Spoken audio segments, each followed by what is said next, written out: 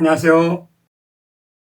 우리가 성인이 되어서 건강하게 생활하다가 어느 날부터인가 여기저기 아프기 시작하고 문제가 생기기 시작하는데요. 그 이유가 무엇일까 생각해 본 적 있으신가요?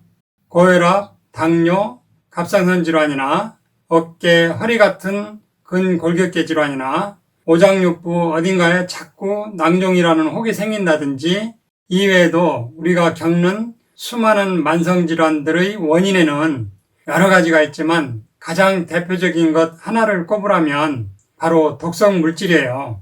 물론 스트레스도 중요하지만 스트레스는 정신적인 문제라 오늘은 논외로 하고요. 현대인들은 생활의 편리성을 추구하면서 아무래도 여러 화학성분 같은 합성 물질들을 많이 사용하다 보니까 그런 물질들이 조금씩 나도 모르게 내 몸에 축적되는 경우가 많아지게 되어 있어요. 그런 환경에 우리가 노출되어 있는 것이죠. 내 의지와는 전혀 상관이 없어요. 몇 가지 예를 들어 보면요. 매일 아침 바르는 화장품도 100% 천연이 아니면 여러 합성 물질들이 들어있기 때문에 피부로 조금씩 흡수되고요.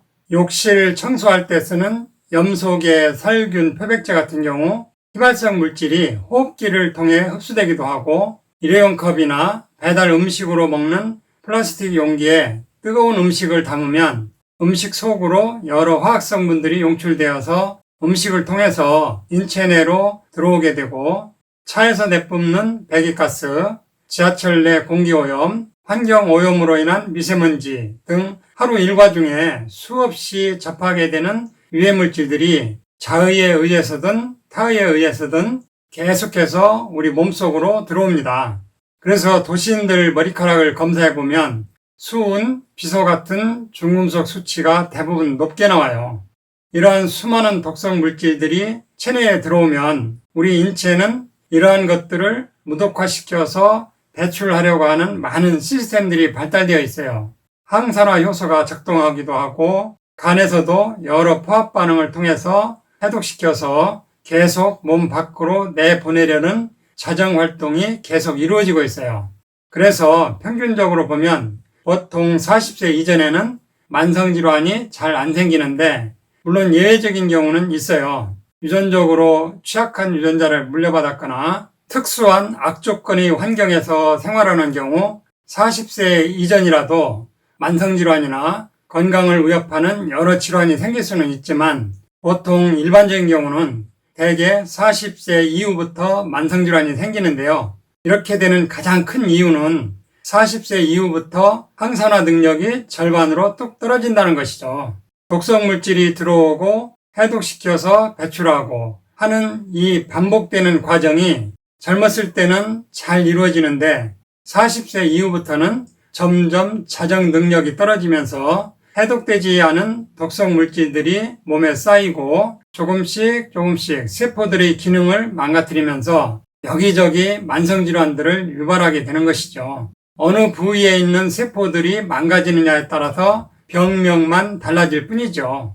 우리 몸은 약 60조개에서 100조개의 세포로 이루어져 있다고 하는데 위장을 이루고 있는 수많은 세포 중에 문제가 생기면 위장질환이라고 하고 췌장을 이루고 있는 많은 세포 중에 문제가 생기면서 인슐린 분비가 안 되면 당뇨라고 하고 간세포의 문제면 간질환 이외에도 여러분들이 알고 있는 수많은 만성질환들이 있는데 현대의학에서는 부위별로 병명만 수만 가지 세분화해 놓은 것 뿐이지 결국은 독성물질을 제대로 해독하지 못해서 그 부위 세포들이 망가지고 기능을 잃게 되면서 수많은 질환들이 발생하게 되는 것입니다. 독성물질을 해독하는 해독 능력은 개인마다 다 다르기 때문에 똑같이 생활하고 비슷한 음식을 먹고 비슷한 환경에 노출되어도 질병에 걸리는 사람이 있는 반면 전혀 아프지도 않고 건강하게 잘 지내는 사람도 있어요. 만약 체질적으로 해독력이 약해서 만성질환이 있다면 이러한 경우에는 주기적으로 해독하는 천연물질을 사용해 볼 수 있는데요. 지구상에서 어떤 천연물질이 해독력이 가장 뛰어날까 고민해 볼 필요가 있다고 생각해요. 1986년 체르노빌 원전 폭발 사고가 있었는데 국제원자력 사고 등급에 의해 분류된 사고 중 가장 심각한 사고인 7등급이었다고 합니다. 그 당시 소방대원과 운전원 31명이 사망했고 방사선에 피폭된 후 20년이 더 지난 2008년까지 최종 사망자가 64명이었다고 하죠. 방사능 물질이 주변에 퍼지면서 인근 폴란드 일부 지역까지 동식물이 다 죽어나갔는데 유일하게 살아남은 나무가 있다고 하는데 그것이 폴란드산 아로니아였다고 합니다. 여기서 잠깐 식물들이 만들어내는 물질들에 대해서 알아보겠는데요. 자연에 있는 식물들은 스스로 움직이면서 도망갈 수 없기 때문에 해충이나 외부의 적들로부터 자신을 보호하고 방어하기 위해 각종 여러 화학성분들을 만들어내는데 이러한 물질들을 식물이 만들어내는 화학물질이다 라는 뜻으로 파이토케미칼이라고 하는데요. 폴란드산 아로니아는 방사능 물질까지 해독할 수 있는 강력한 파이토케미칼을 만들어냈다라는 사실을 알게 된 것이죠. 식물이 만들어내는 물질 중에는 페놀류 중에서 폴리페놀이 있고 그 중에 플라보노이드류가 있고 또 그 중에 안토시아닌류가 있는데 안토시아닌도 600여 가지가 있다고 합니다. 그 중에서도 시아니딘이 해독력이 가장 뛰어난데 폴란드산 아로니아에 있는 시아니딘이 방사능 물질까지 이겨내고 해독할 수 있는 힘이 있는 것으로 알려진 것이죠.